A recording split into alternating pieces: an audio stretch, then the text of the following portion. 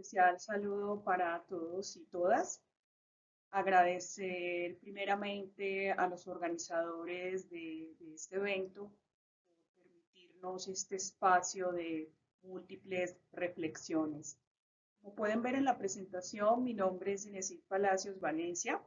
Soy investigadora postdoctoral Andrés Laguna en la Universidad de Valladolid y soy doctora en Derechos Humanos y Desarrollo por la Universidad Pablo de Olavide.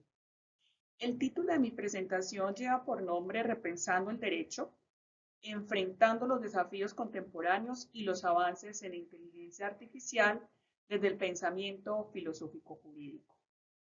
Dicho esto, digamos que de manera introductoria y casi que mi hipótesis de partida es afirmar que pues, estamos viviendo una paradoja entre el progreso y el retroceso humano, pues resulta evidente en esta era, sí, que los avances en inteligencia artificial eh, prometen, digamos, sin precedente, pero al mismo tiempo, aunque prometen, digamos, desde la magnificencia, avances en diferentes facetas en el ámbito de las ciencias puras, en el ámbito, por ejemplo, del derecho, con la revolución casi sensacionalista de creación de jueces robots humanoides, etcétera, etcétera. Hay avances sin precedentes en múltiples facetas, digamos, del conocimiento, en diferentes áreas del conocimiento, ¿sí?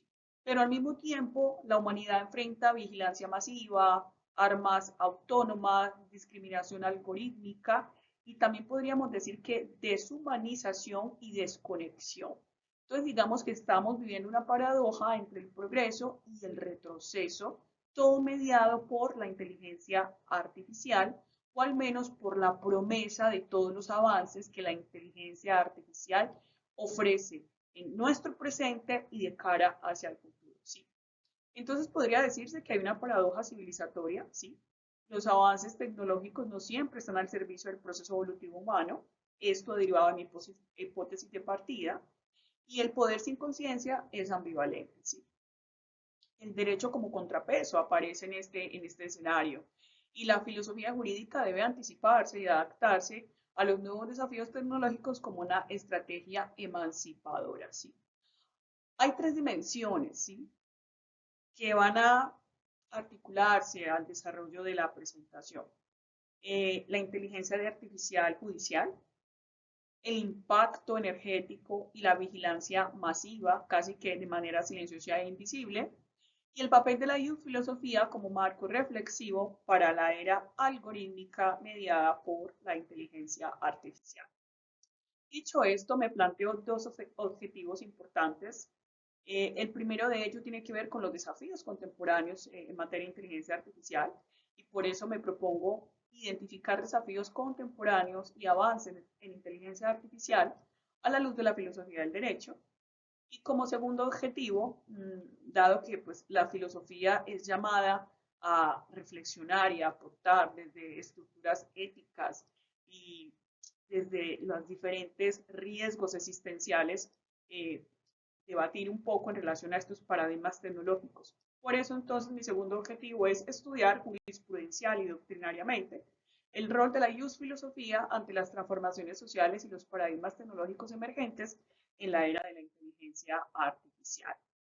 Me propongo metodológicamente un enfoque cualitativo humanista, evidentemente, porque el rastreo doctrinal y jurisprudencial es el punto de partida para enfrentarnos ante un paradigma o proponer un paradigma que no sea mecanicista, lejos de algoritmos y que desafíe el positivismo materialista. Y desde la hermenéutica pues aparecen diferentes líneas de pensamiento que nos van a permitir identificar que el ser humano y el saber humano o la conciencia jurídica es realmente lo que nos diferencia en este proceso evolutivo llamado vida. Y diferentes corrientes de pensamiento han aportado desde la filosofía del derecho para entender que hay múltiples posibilidades desde el saber, desde el sentir, diferentes posibilidades que nos permiten, a través de lo que significa ser humanos, anticiparnos a una posible fractura que podría estar mediada hacia el futuro por la inteligencia artificial. Por eso me planteo también un enfoque denominado post-newtoniano, pues básicamente porque ante un nuevo paradigma, la filosofía entra en unión con la ciencia y pues también estudiar la filosofía de la IA, la filosofía como enfoque multifacético. Hay, digamos, un autor clave en mi presentación y es J. Moore, que es un filósofo, digamos, falleció hace algún tiempo, de la filosofía moral estadounidense, que hizo grandes aportes precisamente en esta área, filosofía de la ciencia, filosofía de la IA y la filosofía en general como un enfoque multifacético. Y hizo grandes advertencias sobre los límites que deben existir ante un avance desenfrenado de la tecnología y, en este caso concreto, la inteligencia artificial generativa. Y ya se están viendo casos, como se verá en la presentación, de discriminación algorítmica, porque muchos sistemas de control masivo o de vigilancia masiva se están basando en algoritmos como criterios para identificar posibles riesgos, lo cual nos hace asumir que estamos ante una sociedad del riesgo controlada por una cierta nueva faceta, hasta incluso del derecho penal del enemigo, que nos permite adelantarnos y prevenir futuros hechos mediados por algoritmos. Esto es un riesgo, evidentemente, y la filosofía del derecho tiene muchísimo que decir, muchísimo que reflexionar. Ahora, muy bien, de cara a esta parte introductoria, ¿cuáles son los resultados evidenciados que son los que comparto en esta presentación? Hablo de algo llamado IA judicial y cuando hablo de la IA judicial es porque ya los operadores jurídicos están utilizando herramientas de inteligencia artificial, pero la clave está, o la pregunta sería, ¿cómo se está utilizando? ¿Como sustituto o se está utilizando como una herramienta aliada para sistematizar información, para hacer filtros específicos y determinados por tipos de derechos? Hay múltiples formas de utilizar la herramienta artificial, la inteligencia artificial, no se dice con ello que haya que satanizarlo, porque evidentemente es una aliada. Pero también es cierto que ya hay muchas investigaciones, eh,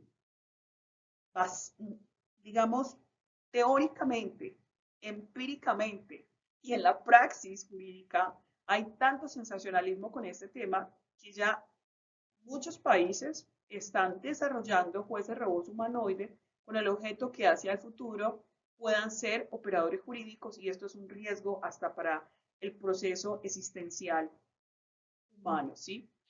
De cara a esta advertencia, ya digamos estas investigaciones están hablando de las cajas negras algorítmicas.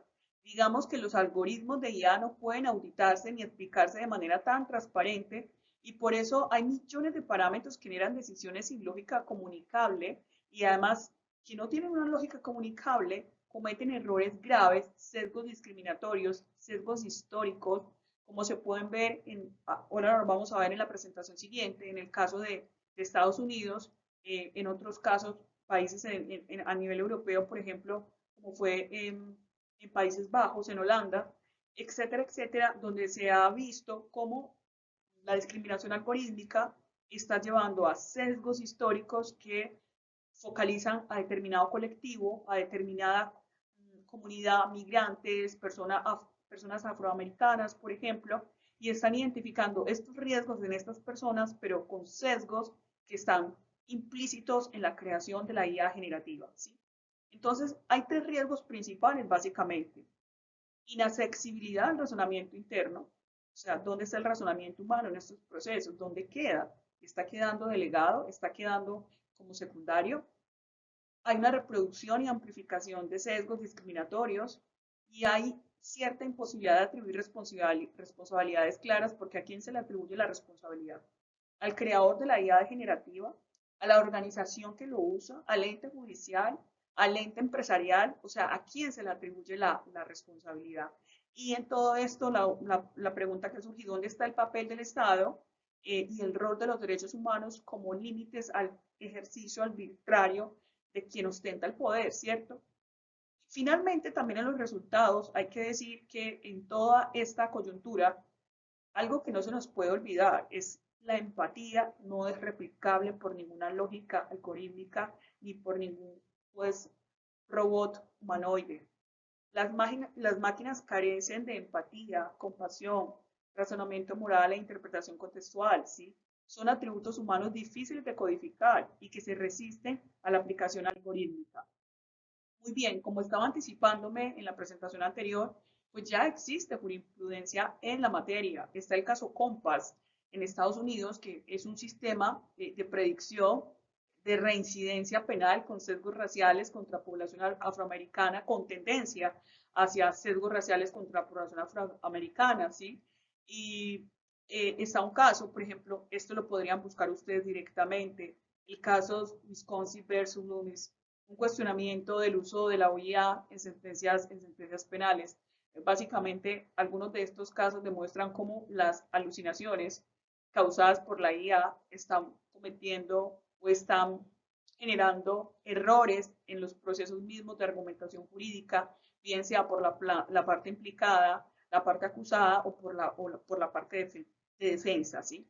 Ahora, en el caso de Compass, esto lo que hace es hacer un filtro por tendencias. O sea, la pregunta es, ¿cómo se hace el filtro?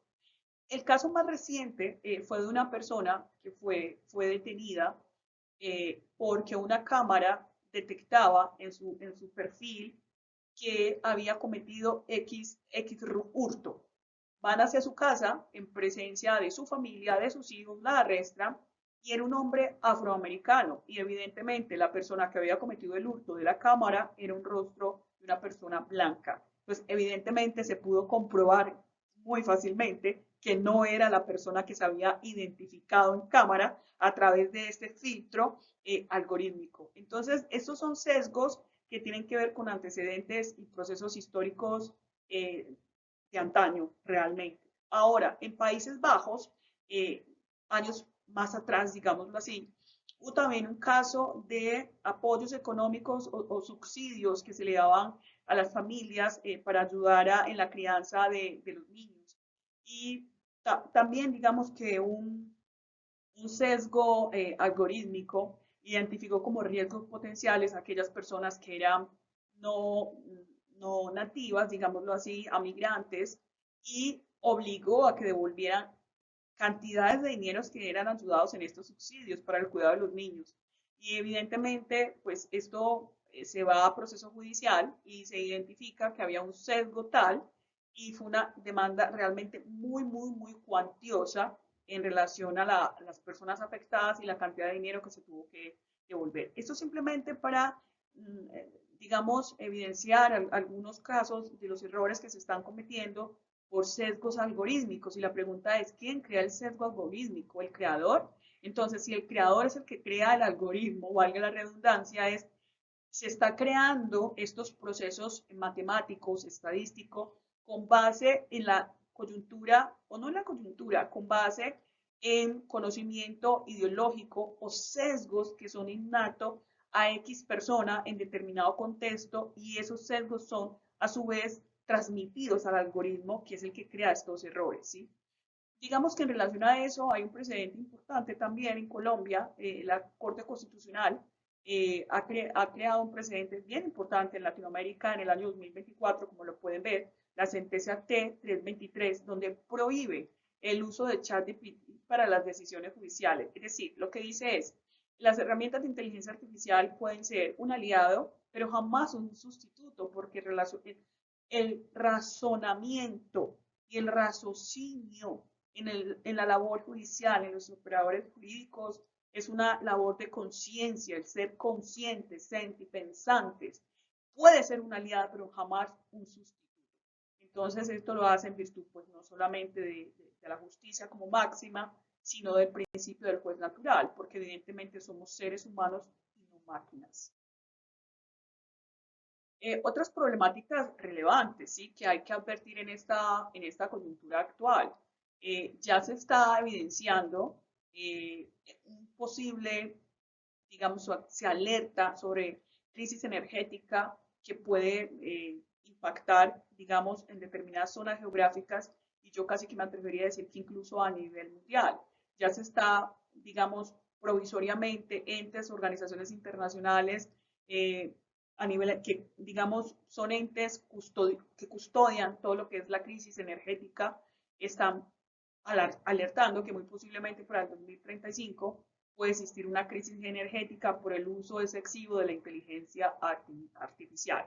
Otro criterio que nos podría también, digamos, permitir identificar esta paradoja civilizatoria que yo advertí al inicio es que hay una vigilancia excesiva y dónde está el derecho a la privacidad digital, ¿sí? Por ejemplo, si uno, todos navegamos en Internet, creo que eso se puede entender con facilidad, diariamente, horas, y hay cookies que diariamente nos persiguen por todos, nos rastrean, rastreadores, para saber cuáles son nuestros gustos, nuestras preferencias, y aunque no nos estemos dando cuenta, nosotros somos el producto y estamos siendo objeto diariamente de vigilancia masiva, y la pregunta es, ¿y dónde está el derecho a la privacidad digital? A veces, si no aceptas diferentes cookies o eh, diferentes criterios para estar navegando en una página, no puedes acceder al contenido de la información. Y cuando tú le das clic en OK, aceptar, absolutamente está dando permiso para que accedan a tu perfil de información, en principio, que es personal. Entonces, ¿dónde queda el derecho a nuestra privacidad digital? ¿Sí? Entonces, claramente una paradoja civilizatoria, y el avance tecnológico no ha venido acompañado definitivamente de una evolución moral proporcional. Y el derecho en algunas ocasiones va más despacio que el avance tan acelerado que tienen, digamos, estas herramientas de inteligencia artificial.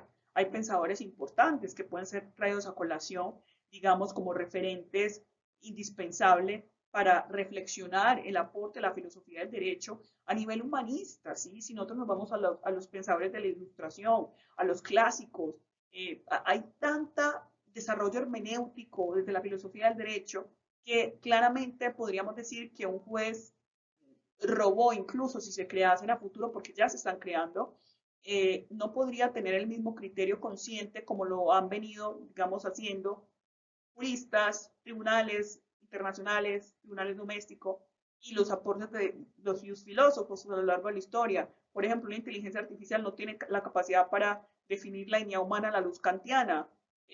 Puede entender, puede escribir la justicia, pero no saber qué es lo justo o no, acorde a una realidad concreta, como la justicia, principio rector del derecho, ¿sí?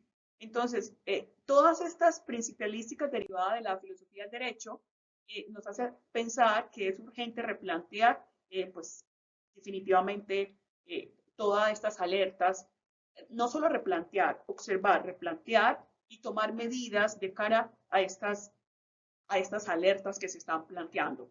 A nivel de discusión, pues la IA es un complemento y no un sustituto.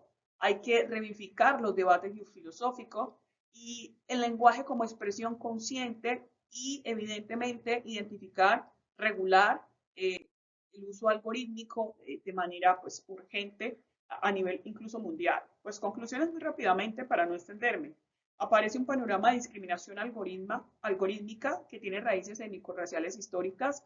Aunque la IA pueda aportar eficiencia, el ejercicio judicial exige comprensión de la dignidad humana y del sufrimiento. El verbo sentir es condición exclusiva de los seres sensibles e pensantes. Un juez robot, por ejemplo, no puede experimentar la comprensión sensible necesaria para ordenar reparaciones por graves violaciones de derechos humanos. Y la ética en el diseño y la gestión de la IA debe incorporar marcos regulatorios que provengan la discriminación, protejan la privacidad y mitiguen, digamos, los riesgos ambientales que se están pronosticando para el 2035. Muchas gracias por este espacio y quedo pues muy disponible para las preguntas.